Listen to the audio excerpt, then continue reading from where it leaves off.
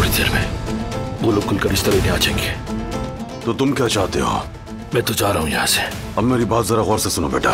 क्या पता तुम्हारा ये दीवाना बेटा क्या कर बैठे।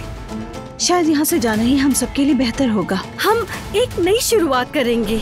हम यहाँ से जा रहे हैं दिलान। मैं जाने से पहले तुम्हें देखना चाहता हूँ। काश कि मैं पहले ही ये सब जान पाता तो मैं तुम्हें सब कुछ सच बता देता। भाई, कहीं जाने की जरूरत नहीं। मेरी फैमिली यानी काराबे खानदान आपको कुछ नहीं कहेंगे।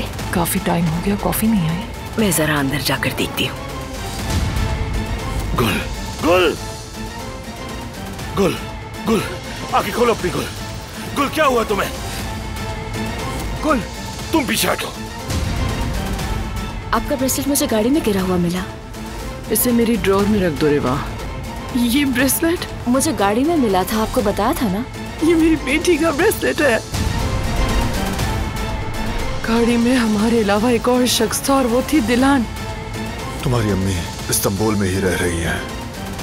मरान साहब इसराइल मास नामी किसी खातून की तहकीक कर रहे हैं।